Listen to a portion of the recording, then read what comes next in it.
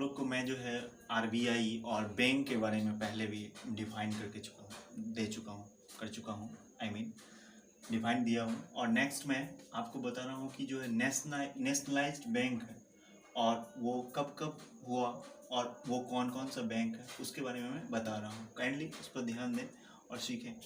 SBI का मैं at first start करता हूँ। एसबीआई जो है ये 1955 में नेशनलाइज हुआ। फिर आता है इलाहाबाद बैंक, ये आपका 1969 में नेशनलाइज्ड हुआ। बैंक ऑफ बड़ौदा की बात करें, ये सारा पब्लिक सेक्टर का बैंक, और ये जो है ये भी 1969 में हुआ। बैंक ऑफ इंडिया की बात करें तो ये भी 1969 में ही नेशनलाइज्ड हुआ। फिर बैंक ऑफ महाराष्ट्र की बात करेंगे तो ये भी 1969 में ही नेशनलाइज्ड हुआ। नेक्स्ट चलता हूँ कैनरा बैंक की। कैनरा बैंक भी जस्ट आप 1969 की बात करेंगे, उसी में हुआ। देना बैंक भी एज वेल एज उसी तरह कह सकते हैं। इंडियन बैंक वो भी 1969 में हुआ। यूको बैंक की बात करें वो भी 1969 में हुआ। विजया बैंक की बात करेंगे वो भी 1969 में हुआ। इसी तरह इंडियन ओवरसीज बैंक का बात करेंगे वो भी 1969 में हुआ। उसके बाद आप पीएनबी की बात करेंगे, पीएनबी एज वेल, पीएनबी वही 1969। नेक्स्ट आप पंजाब एंड सिंध बैंक की करेंगे, वो भी है 1969 में ही क्या हुआ, नेशनलाइज्ड हुआ। ईयर था उसका वही। सिंडिकेट बैंक की बात करें तो वो भी 1969 में हुआ। आप यूनियन बैंक ऑफ इंडिया की बात करें वो भी 1969 में ही नेशनलाइज्ड हुआ। अब मैं यूनाइटेड बैंक ऑफ इंडिया की बात करूं, ये भी आप देख रहे हैं 1969 में ही नेशनलाइज्ड। अब हम सेंट्रल बैंक की तरफ चलते हैं, और सेंट्रल बैंक की को आप जानते हैं, और सेंट्रल बैंक जो दोस्त आप लोग जान रहे हैं 1969 एज वेल। इसी तरह अब आता हूं मैं ओबीसी का फुल फॉर्म होता है ओरिएंटल बैंक ऑफ कॉमर्स। इसका भी नेशनलाइजेशन कब हुआ, ये भी आपका ये जो है ये फिर नया आ गया, ये 1980 में हुआ। 1980 में क्या हुआ, इसको नेशनलाइज्ड किया गया। फिर आता हूं मैं कॉरपोरेशन बैंक की बात करता हूँ। कॉरपोरेशन बैंक की जब बात होगी तो ये भी नेशनलाइज्ड कब हुआ, 1980 में। आंध्रा बैंक की बात करूं तो ये भी नेशनलाइज्ड बैंक है, और ये 1980 में नेशनलाइज्ड किया गया बाय द गवर्नमेंट।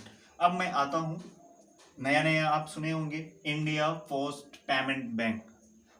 इंडिया ये डाक में आपका ज्यादा खाता खुलवा सकते हैं, डाकघर जहाँ है, जो जितने भी डाकघर हैं सब में खाता खुलते हैं, उसको कहते हैं इंडिया पोस्ट पेमेंट बैंक। तो वो कब एस्टेब्लिश्ड हुआ, वो एस्टेब्लिश्ड हुआ 1 सितंबर 2018 में।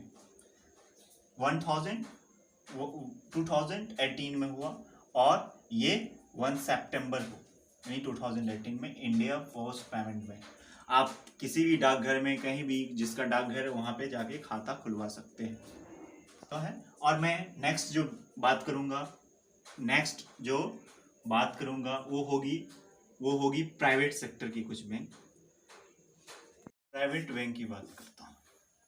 प्राइवेट बैंक में पहले मैं एक्सिस बैंक, आप सुना होगा एक्सिस बैंक का नाम, तो एक्सिस बैंक के बारे में बता रहा हूँ। एक्सिस बैंक जो है इसका एस्टेब्लिशमेंट यानी स्थापना जो हुआ था वो 1993 यानी 1993 ईस्वी में हुआ था।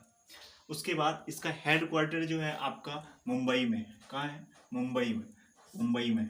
उसके बाद मैं आता हूँ बंधन में, जो आपको आजकल नॉर्मल लोन दिया जाता है या समूह ग्रुपिंग वगैरह चलाया जाता है महिलाओं के द्वारा प्राय। तो आप देखे होंगे गांव हो या शहर हो, महिलाएं ज़्यादा ये बंधन बैंक से उसको जो है उधर कर्ज दिया जाता है छोटे छोटे धंधे करने के लिए, बिजनेस करने के लिए। तो ये बंधन बैंक का एस्टेब्लिशमेंट यानी स्थापना जो है 2015 में कहाँ हुआ था, कोलकाता में। अब मैं चलता हूँ कैथोलिक सीरियन बैंक। ये कैथोलिक सीरियन बैंक जो है इसका एस्टेब्लिशमेंट यानी स्थापना 1920 ईस्वी में त्रिशूर में हुआ था, यानी वो केरला में पड़ता है। कहाँ, केरला में। अब हम J&K बैंक की बात करते थे। आप हाल में सुने होंगे कि इससे जो है बहुत सारा जो है गतिविधि में टेररिस्ट फंडिंग होता था, जो वहाँ के लोकल जो नेता लोग उससे मिले हुए थे। तो ये जम्मू एंड कश्मीर में है, और इसका एस्टेब्लिशमेंट हुआ था कब, 1938 में और इसका हेडक्वार्टर श्रीनगर में। अब मैं सिटी यूनियन बैंक की बात कर रहा हूँ। सिटी यूनियन बैंक 1904 ईस्वी में तंजावुर में हुआ था, ये तमिलनाडु में पड़ता है। नेक्स्ट है डीसीबी। डीसीबी बैंक का स्थापना ये जो है 1930 ईस्वी में हुआ था, जिसका जो हेडक्वार्टर है वो मुंबई में। अब आप लोग सुने होंगे धनलक्ष्मी बैंक का नाम, ये 1927 में इसका जो है एस्टेब्लिशमेंट हुआ था, यानी स्थापना हुआ था। और ये कहाँ है, कहाँ इसका हेडक्वार्टर है, ये है त्रिशूर में यानी केरला। अब मैं बात करता हूँ फेडरल बैंक। फेडरल बैंक ये भी एक प्राइवेट सेक्टर बैंक है और ये 1931 में इसका एस्टेब्लिशमेंट हुआ था और ये इसका जो हेडक्वार्टर है वो कोची केरला में है। नेक्स्ट मैं HDFC का नाम सुने होंगे। HDFC भी एक प्राइवेट सेक्टर की बैंक है जो आपको हाउसिंग डेवलपमेंट जो है फिनांस कॉर्पोरेशन के नाम से जाना जाता है।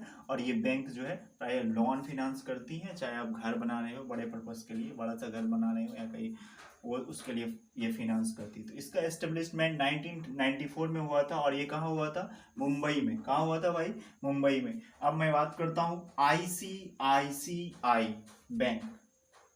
ICICI बैंक, इसका भी एस्टेब्लिशमेंट जो हुआ था, यानी स्थापना जो हुआ था वो कहाँ हुआ था, मुंबई में हुआ था। तो मुंबई इसका हेडक्वार्टर है और ये मुंबई में इसको जो है पहले इसको जो है उसका हेडक्वार्टर देकर के वहीं लॉन्च किया गया था।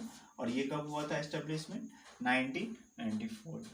अब आप IDBI का नाम सुने होंगे। IDBI बैंक, ये इसका एस्टेब्लिशमेंट जो हुआ था ये 1964 में हुआ था और ये भी कहाँ हुआ था, हेडक्वार्टर इसका ये मुंबई में।